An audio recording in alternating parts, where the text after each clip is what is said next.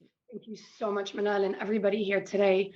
And thank you especially to Anas and Malak and Shahid and our people in Palestine who are not just fighting for the safety and the freedom of the Palestinian people, but who are in fact working to protect global morality and global law and order from the repression that we see being cemented in the Israeli government. It's appropriate that the Muslim community has gathered today on this boycott Biden Eid. There is no word that is more oft repeated in the Quran than the word zulm. And it is our duty, and this is the center of our morality, to stand and act against oppression. I want to speak to the Biden response a little bit and talk about the history of the US positioning for us to get a real understanding of what is happening now in this entrenchment of the US government in the past few decades, and to understand what I think are the effective strategies so that we can stop the failed strategies, the strategies that have failed people like Anas and people like Malak. We saw the Biden administration grasp and entrench what has been a radical position in the US for the past few decades. It wasn't always this radical position that the US government had. And it's important for us to understand what the US government position around Palestine and Israel was, even up until the 1960s. And there are two ways that we could understand the historic context and the radical shift towards violence in support of violent supremacist violence by Israelis. Number one is that the US government was an active negotiator in collaboration with the International Red Cross to secure the release of Palestinians who were held as slaves and as forced labor by Zionists turned Israeli forces up until the 1950s, thousands of them across Palestine. The Red Cross called upon the US government to negotiate the release of the Palestinians who were enslaved by Zionists and Israelis. And the US did just that. Second, the US government was a member of the UN Conciliation Commission for Palestine, which was a commission that was established to secure the release of stolen Palestinian money, stolen by Israelis and Zionists, and to help secure the repatriation of Palestinian refugees. By the 1960s, the US government had avowed this commission and refused to recognize Palestinian refugees, even though this, of course, is recorded constantly by UN and by UNRWA. And it's important to understand that what we see now is not a normal. It is a radical shift, which we must shift back to a semblance of morality, legality, and normalcy. Every time that the Biden administration or the Clinton administration or the Obama administration stated and repeated that Israel has the right to self-defense, what they are stating is a radical, criminal, actually, with liability, encouragement, even I would go far as to say incitement of Israeli war crimes and crimes against humanity. There is no right under any law or principle for any state or entity to be protected in defending apartheid. There is no right to defend settler colonialism. There is no right to defend administrative detention. This is a war crime. There is no right to defend a siege, which is also a war crime. There is no right to abduct children, to kidnap children, one every 3 hours, and to torture them. This is a war crime. There is no right for apartheid. It is a crime against humanity. And the Orwellian invocation by the Biden administration of self-defense is itself a liability and an advancement of those war crimes. This is double liability in the context that the Biden administration, like all administrations, but most notably Democratic administrations, that they advance and encourage and protect Israeli violence in violation of US laws and US adopted resolutions, but that they do so while criminalizing the victims and criminalizing Palestinians and more broadly, Muslims and Arabs who are seeking to stand not just with morality, but to stand and do the lawful thing to do.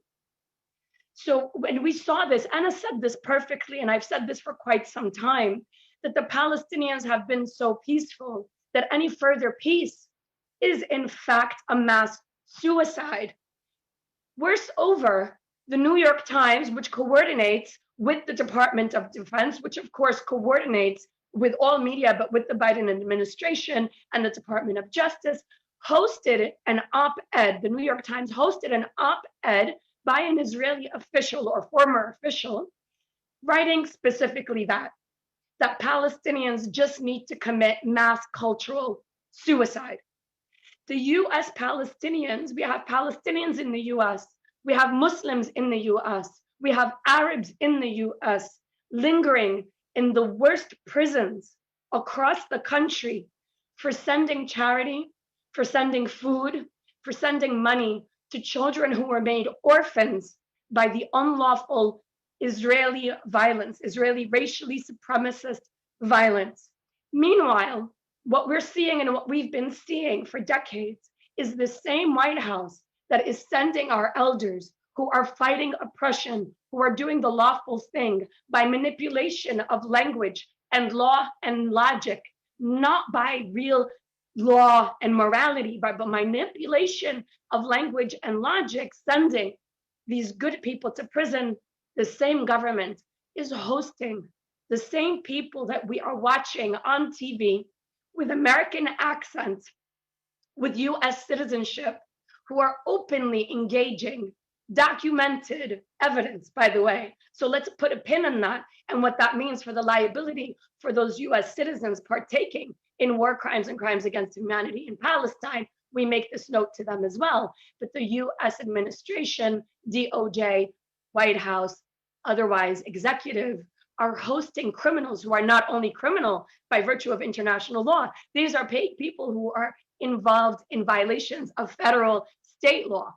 Armed home invasions are crimes under US and New York and DC and California statutes. And this too, like I said, is a liability. And the US knows this, the US government has known this, every administration has known this. In fact, the admission of knowledge is in this Orwellian language, but is also recorded in the fact that the US government only gave a waiver for the Palestinian Liberation Organization, the PLO office, to exist in DC on the condition that they do not file any complaints before the ICC. I mean, what bigger admission of criminality can one get? And at this point, I'd like to actually talk a little bit about who has the right to self-defense. And this is according to the Geneva Conventions. This is according to US resolutions that the US itself has adopted and applied to Americans and the US government as well, but also repeated and reaffirmed by various UN resolutions. I won't waste time. There are plenty of people, and you can email me for citations on all of this. But it is the Palestinians who have the right to full self-defense, quoted by almost any means necessary within, of course, rational limitations. And we can talk about what rational limitations are available for people facing genocide and ethnic cleansing who are arrested internationally, protected by international law, should be enforceable by international law, and it is unlawful for this right to be obstructed by third-party states. And I want to segue into my final segment, if I may. And it's very important to me, Anas, and I hope that you're hearing, that you know that there are people who understand that not only have we failed, but that many of us have been reckless, in the least have been neglectful, in not advancing at this always, but especially at this period, real meaningful, successful strategies. And I want to say, Palestinians are not an abstraction. Palestinian rights are not an abstraction. And Palestinians are neither symbols nor steps for people's career ladders. And while I appreciate the importance of being diplomatic and friendly, and we operate the same way, we make friends with people we disagree with, but we do not compromise out of cowardice. And we do not render our people victim or weak or vulnerable to this Orwellian, illogical, failed tactic of working and operating within the US-Israeli narrative, which is admittedly criminal, unlawful, immoral. I highlight and reaffirm what Raja said. What we need now is to step forward into what many organizations have been saying for a while, which is there is only one way. There are countless resolutions and statements and institutions to solve the Palestinian problem. There isn't a single one that seeks to protect Palestinian lives. There isn't a single one that seeks to advance or implement the Palestinian right to remain in their homes or to return to their homes. If we are now to do as Anas and Malak and the rest of our people, and as our own selves, we require as Palestinians, and even as Muslims who are vulnerable and are victims of Zionist efforts who have led the anti-Muslim prosecution, criminalization, and hatred movement, we owe it to ourselves to act logically. I've said countless times, there is no case and there is no cause that is won by cowardice or compromise. The basics of negotiation that we are taught in life, even as children and in law, is that you don't ask for the bare minimum to reach what you want, you ask for the maximum. In the very least, we owe ourselves and our people this, to demand full sanctions, full embargo on Israel until 1, the dismantlement of all institutions of apartheid, 2, the dismantlement of all institutions of settler colonization, and 3, we must demand collectively the provision and safe passage to Palestinians for life-sustaining supplies and for self-defense, protected by law. Ba'ayyidkum, and I thank you very much for hosting this most appropriate. Stand and understand the power that Palestinians have given us, the safety Palestinians have given us at this moment, and reciprocate it. Wa ashkurkum. Assalamu alaikum.